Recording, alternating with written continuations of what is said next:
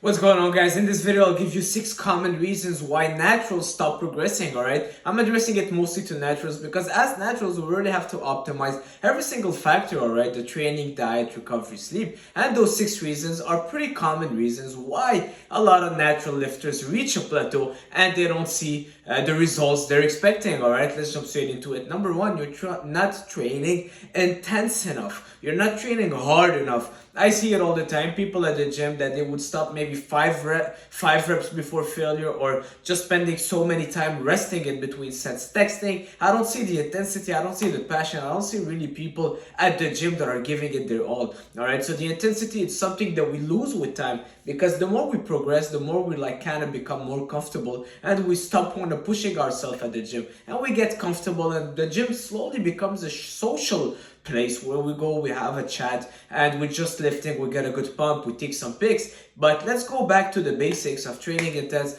pushing ourselves at the gym, and remember why we're here in the first place. All right, that's reason number 2.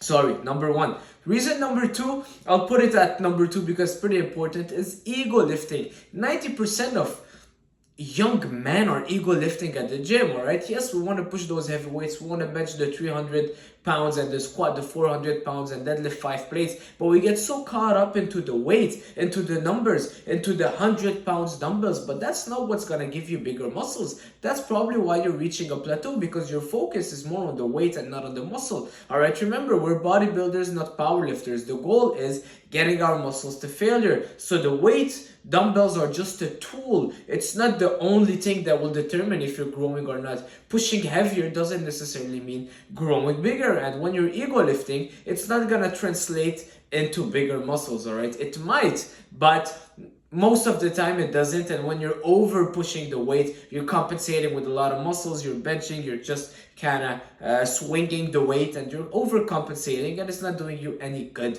other than boosting your ego. So stop ego lifting. Number 3, you don't have a proper plan. All right, you don't have a proper plan, and you're not progressively overloading. You're not progressing. Every time you go at the gym, you gotta have a plan. You gotta know the destination you're going at. You gotta know what you're training. Don't just show up at the gym and bench because your friends are benching, or squat because you feel like squatting, or deadlift because you want to hit a PR. All right, but have a plan. Make sure that your plan is optimized and personalized for you, and make sure that you're progressing week after week, month after month, year after year. It doesn't necessarily have to be a progress each workout, but you can do in terms of weight, but you can progressively overload in many other things, like you can do more reps, you can take less rest period, you can do more time under tension. But make sure that you're trying to progress and you're pushing yourself every single week. Take notes, because it will help you know, okay, I did 8 reps last week, now I'll try to go for 9 reps. Or maybe I did 3-minute rest in between my sets, let me try doing 2 minutes, just so you can push yourself. So have a proper plan, don't just wing it,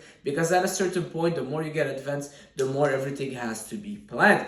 Number 4, it's a funny one, but it's a real one. Skipping leg day. And I'm not meaning skipping completely, but skipping the intensity, skipping the heavy, or let's not use heavy, but the intense workouts, all right, on your legs. So many people will train their upper body like if there was no tomorrow, but when it comes to leg day, they're sitting on the leg extension, hamstring curl, seated calf raise, leg press. That's their workout, all right, 4 machines. And they go from machine to a machine, and they're so easy to scroll on your phone on those machines. So guys, don't only skip leg day, yes, that's obviously, but also put the same intensity and effort that you do for your chest and for your legs. And I would even say more for your legs. All right, it's half of your body, so don't expect that you can just get away by not giving it as much attention.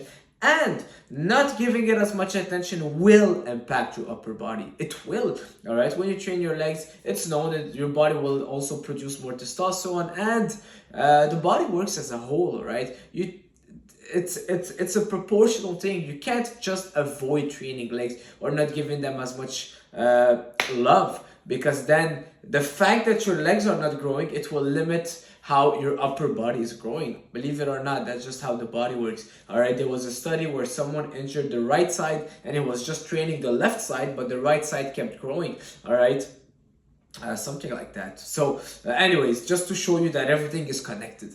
All right, so moving on. Number 5, sleep and stress, guys. Sleep and stress, not only for bodybuilding but for everything in life. All right, sometimes we overstress, sometimes we get too caught up in the moment, but it's good to take a kind of step back and realize that what we're stressing about is not a big deal. And when you're overly stressed, you're not sleeping well, your cortisol levels just start increasing, and when your cortisol is frequently high, your body's just not in an optimal state for building muscle and burning body fat anymore. Your body just want to run away from this stressful situation, and building muscle mass is not ideal anymore. So if you're doing everything I said before, but you're always stressed and you're barely sleeping, well, guess what? You're not doing yourself any favor, and you might as well stop everything. Stop going to the gym. Well, maybe not stop going to the gym, but you get the point, and prioritize your sleep and stress. Very important, and it's big pillars that we cannot cut corners on them. All right.